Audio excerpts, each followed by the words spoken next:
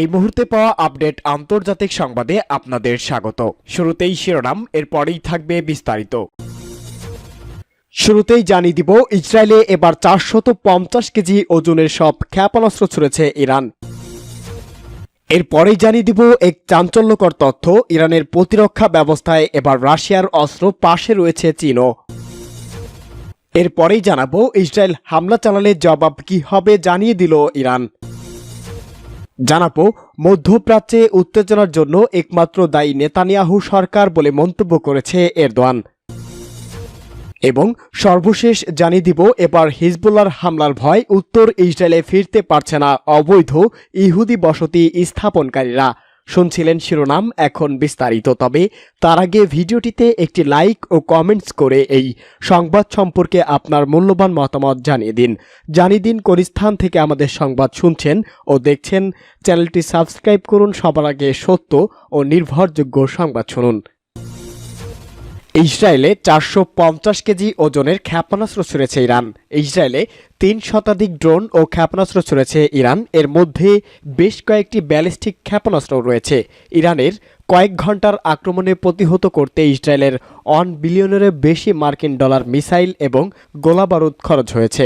সংবাদ মাধ্যম আল জাজিরার প্রতিবেদনে বলা হয়, ইসরায়েলের হামলায় 450 কেজি ওজনেরও ক্ষেপণাস্ত্র ব্যবহার করেছে ইরান। এ বিষয়ে ইসরায়েলের গণমাধ্যম চ্যানেল 12 একটি ভিডিও প্রকাশ করেছে। এতে 450 কেজি ওজনের একটি ইরানি ব্যালিস্টিক ক্ষেপণাস্ত্র দেখা গিয়েছে। মৃত সাগর থেকে উদ্ধার করা হয়েছে এটি। ধারণা করা হচ্ছে ইসরায়েলে হামলার সময় এটি মৃত সাগরে পড়েছে। ভিডিওতে ক্ষেপণাস্ত্রটির একটি ইসরায়েলি সামরিক ঘাঁটির কাছে দেখা যাচ্ছে। পাশে ফিলিস্তিনি পতাকাযুক্ত আরেকটি ক্ষেপণাস্ত্র রয়েছে। তবে ক্ষেপণাস্ত্রটি আসলেই ইরানের ছোড়া কিনা কোনো পক্ষই নিশ্চিত করেনি। ভিডিওটি স্বাধীনভাবে যাচাইও করা যায়নি। এদিকে ইসরায়েল ইরানের ড্রোন ও ক্ষেপণাস্ত্র হামলার পর নিরাপত্তা ইস্যুতে নিজেদের পারমাণবিক স্থাপনা সাময়িকভাবে বন্ধ করেছে ইরান। জাতিসংঘের পরমাণু পর্যবেক্ষণ সংস্থার প্রধান রাফেল গ্রাসি বিষয়টি নিশ্চিত করেছে। জাতিসংঘের নিরাপত্তা পরিষদের বৈঠকের ফাঁকে সাংবাদিকদের সঙ্গে কথা বলার সময় আন্তর্জাতিক পরমাণু শক্তি সংস্থা প্রধান গ্রিসিকে জিজ্ঞাসা করা হয়েছিল যে তিনি হামলার প্রতিশোধ হিসাবে ইরানের পারমাণবিক স্থাপনা ইসরায়েলের হামলার আশঙ্কা করছে কিনা। জবাবে তিনি বলেন, আমরা সবসময় এই আশঙ্কার মধ্যে আছি। আমি আপনাকে যা বলতে পারি তা হলো, তেহরান আমাদের পরিদর্শকদের রোববার ইরান সরকার জানিয়েছে, আমরা যেসব পারমাণবিক স্থাপনাগুলো প্রতিদিন পরিদর্শন করেছি সেগুলো নিরাপত্তার খাতিরে বন্ধ থাকিবে। চাঞ্চল্যকর তথ্য ফাঁস, ইরানের প্রতিরক্ষা ব্যবস্থায় রাশিয়ার অস্ত্র পাশে রয়েছে চীনও। ইসরায়েল ও ইরানের হামলায় পাল্টা হামলায় উত্তপ্ত আন্তর্জাতিক রাজনৈতিক অঙ্গন। পশ্চিমা অনেক দেশেই ইরানের এই হামলার নিন্দা জানালেও এই ইস্যুতে এতদিন চুপ ছিল চীন। অবশেষে ভাঙল সেই নীরবতা। নেতানিয়াহু বাহিনীর বিরুদ্ধে লড়তে রাইসি প্রশাসন একাই যথেষ্ট বলে জানিয়েছেন দেশটি। চীনা পররাষ্ট্রমন্ত্রী ওয়াং ইং বলেছেন, নিজেদের সার্বভৌমত্ব রক্ষার পাশাপাশি মধ্যপ্রাচ্যে উত্তেজনা এড়াতেও সক্ষম দেশটি। এদিকে ইরানের পররাষ্ট্রমন্ত্রীর সঙ্গে ফোনালাপও করেছেন ওয়াং ই। চীনা পররাষ্ট্রমন্ত্রীর এমন মন্তব্যের পর বেইজিং ইসরায়েলকে নয় বরং ইরানকেই সমর্থন দিচ্ছে বলে ধারণা করছে বিশ্লেষকগণরা। এর মধ্যে আন্তর্জাতিক গণমাধ্যমের প্রতিবেদনে উঠে এসেছে এসব চাঞ্চল্যকর তথ্য, যেখান থেকে জানা যায় পশ্চিমারা ইসরায়েলকে সরাসরি সমর্থন দিলেও পর্দার আড়ালে ইরান ঢাল হিসাবেই দাঁড়িয়েছে দুই পরাশক্তি রাশিয়া এবং চীন। বিশ্লেষকরা বলছে, ইসরায়েলের উপর ওই হামলায় মিসাইল গাইডেড সিস্টেম হিসাবে ইরান যেমন চীনের বেইদু স্যাটেলাইট নেভিগেশন সিস্টেম ব্যবহার করেছে, এর পাশাপাশি ব্যবহার করেছে রাশিয়ার গ্রেনাস সিস্টেম। এছাড়া আগে জানা গিয়েছিল রাশিয়ার সঙ্গে ইউএভি মানুষবিহীন বিমান তৈরির গবেষণা চালাচ্ছে ইরান। এ ধরনের কিছু ইউএভি ব্যবহার হয়েছে ইসরায়েলের হামলার সময়ও। এছাড়া ইসরায়েলের ইরানে হামলার আগে থেকেই মধ্যপ্রাচ্যে চলমান পরিস্থিতিতে ইরানের সঙ্গে যোগাযোগ রাখছে রাশিয়া। শুধু তাই নয়, গেল বছর অর্থনৈতিক জোট ব্রিক্সের সদস্য হিসাবে যুক্ত হয় ইরানকে সমর্থন দিচ্ছে রাশিয়া। সামরিক প্রযুক্তির ক্ষেত্রে একে অপরের ঘনিষ্ঠ মিত্র হয়ে উঠেছে বলে জানিয়েছে বিশ্লেষকরা। ইসরায়েল যে কোনো আক্রমণ মোকাবেলা করতে ইরানের সামরিক বাহিনী প্রস্তুত রয়েছে বলে জানিয়েছে তেহরান। দেশটির বিমান বাহিনীও বলেছে যে তারা পদক্ষেপ নেওয়ার জন্য প্রস্তুত রয়েছে। এদিকে ইরানের নৌবাহিনীর কমান্ডার বলেছিল তারা লোহিত সাগরে ইরানের বাণিজ্যিক জাহাজগুলোতে নিরাপত্তা দিচ্ছেন। সংবাদ মাধ্যম স্টেটস টাইমস জানিয়েছে, গেল 1 এপ্রিল দামেস্কে ইরানের কূটনৈতিক কম্পাউন্ডে সন্দেহভাজন ইসরায়েলি হামলার প্রতিশোধ হিসাবে ইরান গত সপ্তাহান্তে ইসরায়েলের উপর প্রথমবারের মতো সরাসরি হামলা চালিয়েছে। ইসরায়েল বলেছে তারা পাল্টা আঘাত করবে এবং এর সম্ভাব্য উপায়গুলো নিয়ে আলোচনা করার জন্য ইসরায়েলের যুদ্ধ মন্ত্রিসভা বৈঠক করেছে। ইরানের রাষ্ট্রীয় গণমাধ্যম জানিয়েছে, দেশটির প্রেসিডেন্ট সৈয়দ ইব্রাহিম রাইসি বুধবার সেনা দিবস উপলক্ষে আয়োজিত এক কুচকাওয়াজে বলেছে, আমাদের মাটিতে ইহুদিবাদী শাসকদের যে কোনো আক্রমণের কঠোর জবাব দেওয়া হবে।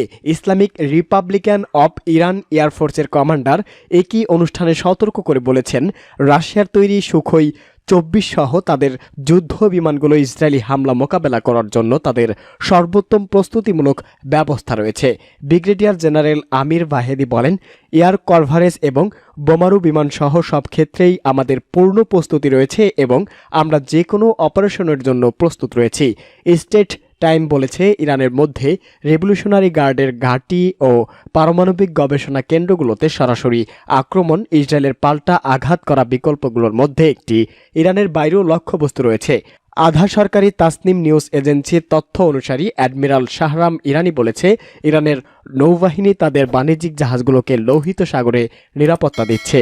তিনি আরও বলেন, নৌবাহিনী লোহিত সাগরে ইরানের বাণিজ্যিক জাহাজগুলোকে নিরাপত্তা দেওয়ার একটি মিশন পরিচালনা করেছে এবং আমাদের জামানার ফিগ্রেটি এডেন উপসাগরে উপস্থিত রয়েছে। মধ্যপ্রাচ্যে উত্তেজনার জন্য একমাত্র দায়ী নেতানিয়াহু বলে মন্তব্য করেছে এরদোয়ান। তুরস্কের প্রেসিডেন্ট রিসেপ তাইপ এরদোয়ান বলেছে, মধ্যপ্রাচ্যে সাম্প্রতিক উত্তেজনা বৃদ্ধির জন্য ইসরায়েলের প্রধানমন্ত্রী বেনিয়ামিন নেতানিয়াহু এবং তার সরকার এককভাবে দায়ী রয়েছে। মন্ত্রিসভার বৈঠকের পর আঙ্কারায় এক সংবাদ সম্মেলনে তুর্কি প্রেসিডেন্ট একথা বলেন। সংবাদ মাধ্যম আল জাজিরার প্রতিবেদনে এই তথ্য জানানো হয়েছে। এরদোয়ান বলেন, আঞ্চলিক সংঘাত উস্কে দেওয়ার চেষ্টা করেছে ইসরায়েল। সিরিয়ার দামেস্কে ইরানি দূতাবাসে ভয়াবহ হামলা ছিল তাদের এই পরিকল্পনায় একটি অংশ। তুর্কি নেতা বলেন, গাজায় ইসরায়েলি নিষ্ঠুরতা ও গণহত্যা যতদিন অব্যাহত থাকবে ততদিন নতুন আঞ্চলিক উত্তেজনা বাড়তে থাকবে। ইরানের হামলা নিন্দা জানানো তিনি পশ্চিমাদের সমালোচনা করেন। এরদোয়ান বলেন, যখন সিরিয়ার ইরানি দূতাবাসে ইসরায়েলি হামলা চালায় তখন পশ্চিমারা এই ঘটনায় চুপ ছিল। এদিকে ইসরায়েলের তেহরান ড্রোন ও ক্ষেপণাস্ত্র হামলার পর রাশিয়ার প্রেসিডেন্ট ভ্লাদিমির পুতিন ইরানের প্রেসিডেন্ট ইব্রাহিম রাইসির সঙ্গে কথা বলেছে। বিকেলে ইরানের president Syed Ebrahim Raisi president পুতিনকে ফোন করেন। ইসরায়েলের হামলার পর উদ্ভূত পরিস্থিতি নিয়ে আলোচনা করতে তিনি পুতিনকে ফোন করেন। এ সময় রাইসি বলেন, নতুন করে তিনি আর কোনো যুদ্ধ চান না। এ সময় ক্রেমলিন জানিয়েছেন, রাশিয়ার সঙ্গে কথা বলার পর পুতিন আশা প্রকাশ করেছেন সব পক্ষ যৌক্তিকভাবে চিন্তা করবে এবং শান্ত থাকবে। মধ্যপ্রাচ্যের জন্য বিপর্যকর পরিস্থিতি ডেকে আনে এমন কোনো পদক্ষেপ বা নতুন যুদ্ধের দিকে অগ্রসর হবে না। ওই হামলার জবাবে ইসরায়েলের ভূখণ্ড লক্ষ্য করে নজিরবিহীন হামলা চালিয়েছে তেহরান। তাদের সঙ্গে হামলায় যোগ দিয়েছে ইয়েমেনের ইরানপন্থী সশস্ত্র গোষ্ঠী হুতি। এরপর লেবাননি সশস্ত্র গোষ্ঠী হিজবুল্লাহর পক্ষ থেকেও ইসরায়েলের রকেট হামলা চালানো হয় বলে জানানো হয়েছে। উত্তর ইসরায়েলে ফিরতে পারছে না অবৈধ ইহুদি বসতি স্থাপনকারীরা। লেবাননের ইসলামী প্রতিরোধ আন্দোলন হিজবুল্লাহ ক্ষেপণাস্ত্র ও রকেট হামলার ভয়ে ইহুদিবাদী ইসরায়েলের উত্তর অঞ্চলে অবৈধ ইহুদি বসতি স্থাপনকারীরা ফিরে আসার কথা ভাবছে না। গত 7 অক্টোবর গাজা ইসরায়েল যুদ্ধ শুরুর পর হিজবুল্লাহ দখলদার ইসরায়েলের বিভিন্ন অবস্থান লক্ষ্য করে হামলা চালাতে শুরু করেছে এবং যুদ্ধ শুরুর প্রথম দিকেই অধিকৃত ভূখণ্ডের উত্তর অঞ্চল থেকে শতকরা 40% ইহুদি বসতি স্থাপনকারী ইসরায়েলের জন্য জায়গায় আশ্রয় নিয়েছে। তারা এখন আর এই অঞ্চলে ফিরে যেতে চায় না। এর মধ্যে শতকরা 27% ইহুদি বসতি স্থাপনকারী যারা ফ্রিল্যান্সার, তারা তাদের ব্যবসা সংক্রান্ত কার্যক্রম স্থায়ীভাবে অন্য অঞ্চলে সরিয়ে নেওয়ার চিন্তা করেছে। ইহুদিবাদী গণমাধ্যম জানিয়েছে, অধিকৃত ভূখণ্ডের উত্তরাঞ্চলে শতকরা 73% ফ্রিল্যান্সার বলে মনে করেছে। এই অঞ্চলের অর্থনৈতিক পরিস্থিতি গত অক্টোবরের পর থেকে খারাপ হয়েছে। ইহুদিবাদী ইসরায়েলের বর্বর আগ্রাসনের বিরুদ্ধে গাজা উপত্যকার প্রায় 34,000 ফিলিস্তিনি শহীদ হয়েছে, যার বেশিরভাগই নারী ও শিশু রয়েছে। এই বর্বরতার জবাবে লেবাননের হিজবুল্লাহ যোদ্ধারা প্রায় প্রতিদিনই ইসরায়েলের বিভিন্ন অবস্থানে হামলা চালিয়ে যাচ্ছে। এতে ভীত হয়ে আবাসস্থল ছেড়ে অন্যত্র আশ্রয় নিয়েছে হাজার হাজার অবৈধ ইহুদি বসতি